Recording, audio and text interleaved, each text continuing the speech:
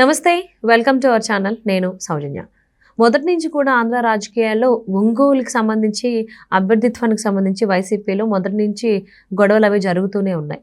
ఖచ్చితంగా మాగొండకి సీట్ ఇవ్వాలని బాలినేని అభ్యర్థిస్తూ ఉంటే చెప్తూ ఉంటే దాన్ని పక్కన పెట్టి చెవిరెడ్డి భాస్కర్ రెడ్డిని స్క్రీన్ మీదకి తెరపైకి తీసుకురావడం జరిగింది జగన్ టీం.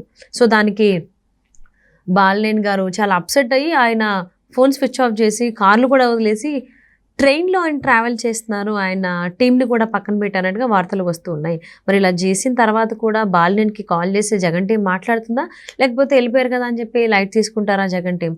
మరి ఈ అంశానికి సంబంధించి వారి విశ్లేషణ మనతో పంచుకోవడానికి ఈరోజు మనతో పాటు ఉన్నారు సీనియర్ జర్నలిస్ట్ జగదేవ్ ఉన్నారు. వారితో మాట్లాడతాం. నమస్తే అండి. బాలినేని మొదటి నుంచి కూడా ఒంగోలు అభ్యర్థిత్వానికి సంబంధించి యాజ్ ఎమ్మెల్యేగా మాగొండకే ఇవ్వాలని చెప్పేసి మొదటి నుంచి ఆయన చెప్తూనే ఉన్నారు, కోరుకుంటూనే ఉన్నారు. సో ఆయన ఎంత ట్రై చేసినా మాగుంట గారు అంత ఇంట్రెస్ట్ చూపించట్లేదు వైసీపీలో ఉండడం కోసం. అది దానికి చాలా కారణాలనే అది అందరికీ తెలిసిందే. ఎంత చెప్పినా బాలినేని మాగుంట వైపే ఉన్నారు, జగన్ టీం మాత్రం చెవిరెడ్డి వైపే వస్తున్నారు. సో ఫైనల్లీ ఇంకా బాలినేనికి విసుకొచ్చేసి ఫోన్ స్విచ్ ఆఫ్ చేసి వాళ్ళ టీంని కూడా పక్కన పెట్టేసి ట్రైన్లో ట్రావెల్ చేసుకుంటూ ఒంగోలు వెళ్ళిపోయారు అన్నట్టుగా వార్తలు వస్తున్నాయి. హైదరాబాద్ వచ్చేసారు.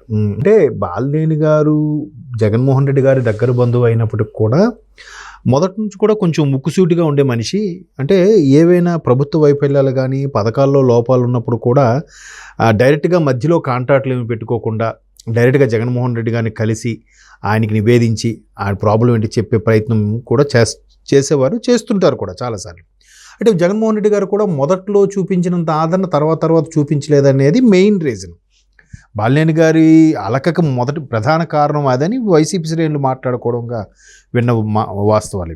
అయితే ఏంటంటే ఇదేనే కాదు, టిడ్కో ఇల్లుకి సంబంధించి కూడా ఫస్ట్ అక్కడ ఆయన హయాంలో జరిగినప్పుడు అవకతవకలు జరిగాయి. ముఖ్యంగా వైసీపీ కార్యకర్తలకి ఇవ్వాల్సింది పోయి అందరికీ ఇచ్చాము, అందరికీ మీట నొక్కి ఇచ్చేలా చేస్తామనేది కరెక్ట్ కాదు. ఎందుకంటే మన వెనక వైసీపీ కార్యకర్తలు ఎవరైతే మొదటి నుంచి జెండా పట్టుకుని తిరిగారో వాళ్ళకి న్యాయం చేకూర్చాలి అనేది బాలినేని గారి వాదం. సో ఆ విషయంలో చాలా సందర్భాల్లో ఆయనకి వెళ్ళి కలవడము, సరే చూద్దాంలే వెళ్ళు అని చెప్పడము. ఆ తర్వాత మధ్యలో సజ్జల గారు ఎంటర్ అయిన తర్వాత చాలా వరకు జగన్మోహన్ రెడ్డి గారిని కలవకుండా చేయడం అనేది కూడా చాలా సందర్భాల్లో జరిగిందని ఆయన సన్నిహితులతో వాపోయిన సందర్భాలు కూడా ఉన్నాయి. అది కాకుండా ఒక 4 నెలల కిందట కూడా ఇలాగే పార్టీ సమావేశం పెట్టినప్పుడు కూడా ఇట్లా బాలినేని గారు అక్కడ వాళ్ళతో వాపోయిన విషయం ఏంటంటే, మనకంటే జగన్మోహన్ రెడ్డి గారి మీద ఎంత ఫీలింగ్ ఎంత ఉంటుంది, అభిమానం, మరి ఆయనకి మన మీద ఉండాలి కదా, ఇలాంటి సందర్భాల్లో మనం పోటీ చేయాలని కూడా క్వశ్చన్ మార్క్గా ఉంది, బిడ్డను ఇంట్రడ్యూస్ చేద్దాం అనుకుంటున్న అబ్బాయిని ఈ సందర్భంలో ఇంట్రడ్యూస్ చేయడం కూడా కరెక్ట్ కాదని సన్నిహిత వర్గాలతో మాట్లాడడం, అది మీడియాలోకి యూట్యూబ్లో వైరల్ అవ్వడం కూడా మనం చూసాం. అంటే అక్కడి నుంచి కూడా వైసీపీలో ఉండే లోకలోకలు విషయాలు బయటకు రావడం కానీ, బాలినేని గారు ఇట్లా పార్టీల మీద అంతగా సుముఖంగా లేరు, ఆయనకి ప్రాధాన్యత తగ్గిందని కానీ రకరకాల వార్తలు వినిపిస్తున్న నేపథ్యంలో ఆయన ప్రతిసారి అలగడము, ఎవరినో ఒకరు పంపించి విజయసాయిరెడ్డి గారినో లేదంటే ఇంకెవరైనా వాళ్ళ దగ్గర రెస్పాండ్ అవ్వకపోయినా, మీరు అన్నట్టు ఫోన్ రెస్పాండ్ అవ్వకపోయినా, లేదంటే ఆయన అక్కడ ఒంగోలులో ఉంటున్నారో హైదరాబాద్లో ఉంటున్నారో ఎవరికి ఇన్ఫర్మేషన్ ఇవ్వకపోయినా కూడా ఎవరో ఒకరి ద్వారా ఇన్ఫర్మేషన్ తెలుసుకొని ఆయనకి బుజ్జగించే ప్రయత్నం చేసేవారంట. బట్ గడిచిన 6 నెలలు 8 నెలల నుంచి చూస్తే మాత్రం ఆ బుజ్జగింపులు ఏం లేవు. బాలినేని గారు కూడా ఒకానొక సందర్భంలో విజయమ్మ గారు ఒంగోలు సన్నిహిత వర్గాలు ఎవరికో బాలేని పలకడానికి వచ్చినప్పుడు కూడా విజయమ్మ గారిని కలిసి కూడా ప్రస్తావించారట అంశం. ఇద్దరు కూడా ఒకరికొకరి బాధల్ని వెళ్ళబుచ్చుకున్నారు, షేర్ చేసుకున్నట్టుగా అన్నట్టు కూడా వార్తలు వచ్చాయి. సో ఇప్పుడు మళ్ళీ మాగుంట శ్రీనివాసరెడ్డి గారికి టికెట్ కేటాయించడం కోసం అంటున్నారు. బట్ ఒంగోలు లోక్సభ ఇన్ఛార్జిగా చెవిరెడ్డి గారికి కేటాయించారు. అంటే ఒక లోక్సభ అసెంబ్లీ స్థానాలను షఫ్లింగ్గా కాకుండా ఇన్ఛార్జ్ స్థానాలు కూడా చాలా వరకు మార్చేస్తున్నారు. అలా మార్చినప్పుడు చెవిరెడ్డి గారు ఖచ్చితంగా ఆయనకి నచ్చింది ఆయన ఫేవర్గా చేయాలనుకుంటారు కదా. సో ఆయన పరపతి ఆయన చూపించాలనుకుంటాడు కదా.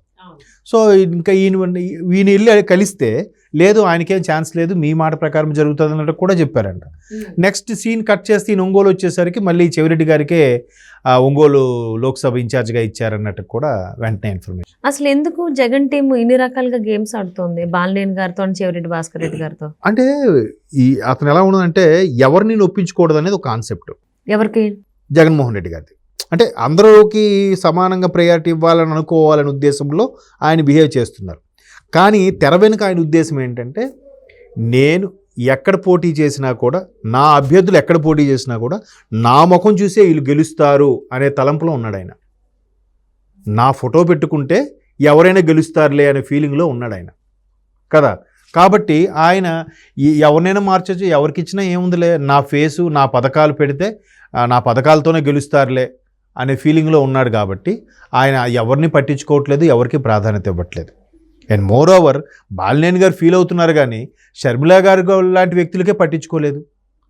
అంతెందుకు అంటే నేనన్న మాట కాదు, ఇది వార్తల్లో వస్తున్న వాస్తవం కదా. ఇది విజయమ్మ గారు కూడా గౌరవ అధ్యక్షుల పదవికి ఎందుకు రాజీనామా చేశారు? సరైన ప్రాధాన్యత లభించకే కదా. లేదంటే ఆవిడకి రాజకీయాలతో పనే ఉంది.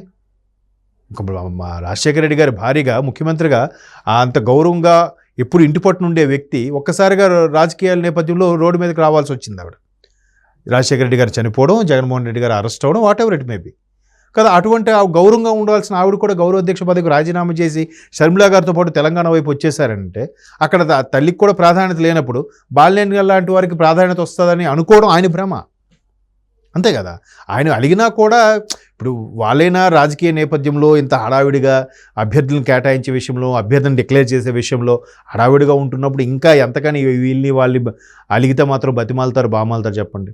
ఆయన ఏదో ఫీలింగ్లో ఉన్నాడు, నా ఫోటో పెడితే నా పథకాలతో ఎవరు ఎక్కడ మార్చినా, ఎవరు ఎక్కడ షఫిల్ చేసినా ఖచ్చితంగా గెలిచేస్తారు అనే తలంపులో ఉన్నాడు ఆయన. అవును, ఆయన సర్వేలు కూడా ఆయన అలాగే చెప్తున్నారంట. మరి ఆయనకి అలా ఆ స్థాయిలో ఉన్నప్పుడు ఫీలింగు ఇంకెవరు చెప్పిన మాట ఎందుకు వింటారు? వినే పరిస్థితిలో లేదు.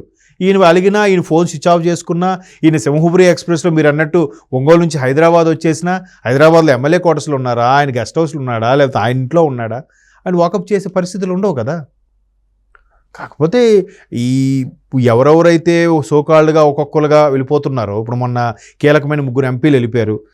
నర్సరావుపేట అతను, మచిలీపట్నం అతను, అలాగే కర్నూలు, 3 కీలకం. కొంతమంది 19 మంది లైన్లో ఉన్నారని చెప్పి, అలాగే కాంగ్రెస్ మాణిక్య ఠాక్రే అదే మాట చెప్తున్నారు. షర్మిలా గారికి అదే చెప్పారట. 19 మంది రెడీగా బయటకు వచ్చేయడానికి సిద్ధంగా ఉన్నారు. 25 స్థానాల్లో ఉన్న 19 స్థానాలకు సంబంధించి ఆల్రెడీ 3 వచ్చారు. మిగతా 16 మంది కూడా 1 by 1గా బయటకు వచ్చేసే అవకాశాలు ఉన్నాయని. సో అలాంటప్పుడు నా అభ్యర్థిని కేటాయించండి, నా అభ్యర్థిని పెట్టండి అని బాలినేని గారి అలగడంలో అర్థమే లేదు. ఎవరిని కేటాయించినా గెలుస్తారని గ్యారంటీ లేని పరిస్థితులు ఉన్నాయి అక్కడ. అవును. సో వైసీపీ సిచ్యువేషన్ ఏంటని చెప్పేసి అని అందరికీ తెలిసింది, అందులో బాలినేని గారు కూడా తెలుసు. అయినా కానీ మాగుంట గారికి టికెట్ ఇవ్వలేదని అలిగి కార్లో వదిలేసి ఫోన్లు కూడా స్విచ్ ఆఫ్ చేసుకుని ట్రైన్ జర్నీ చేయాల్సిన అంత అవసరం ఏమొచ్చింది బాలినేని గారికి? అంటే ఏం తెలియజెప్దామని అంటే అదే ఆయన అలిగి కొంచెం అధిష్టానం సీరియస్గా తీసుకుంటుంది, జగన్ గారు ఫీల్ అయ్యి డెసిషన్ మార్చుకుంటారేమో అని ఆయన తాపత్రయం. కానీ ఆయన ఆల్రెడీ డెసిషన్స్ తీసేసుకుంటున్నాడు. ఆయన మరి ఖచ్చితంగా ఎక్కడ వాళ్ళని అక్కడికి, అక్కడ వాళ్ళని ఇక్కడికి షఫుల్ చేస్తున్నారు. షఫుల్ చేస్తున్న నేపథ్యంలో ఆయన ఎవరి డెసిషన్ వినరు, ఎవరి మాట వినరనే అంటున్నారు. కాబట్టి ఈయన అలిగినా ప్రయోజనం లేదు. అందుకే ఈయన బహుశా ఫోన్ స్విచ్ ఆఫ్ చేసి పెట్టుకున్నారేమో. అవును, మేబీ ఏమైనా జరుగుండొచ్చు. సో బాలినేని గారు ఎంత చెప్పినా మాగుంట గారికి సీట్ ఇవ్వకుండా, ఈవెన్ మాగుంట గారు కూడా అంత విల్లింగ్ లేరు వైసీపీ నుంచి పోటీ చేయడానికి. సో ఫైనల్లీ చెవిరెడ్డి భాస్కర్ రెడ్డి వస్తున్నారు ఒంగోలుకి సంబంధించి ఇన్ఛార్జ్గా. సో ఆయన ఉంటారా, మళ్ళీ ఇంకెవరినైనా తెర మీదకి తీసుకొస్తారా జగన్ టీం అనేది చూద్దామండి. Thank you so much for spending your valuable time with us, Jagan గారు. థ్యాంక్ యూ అండి.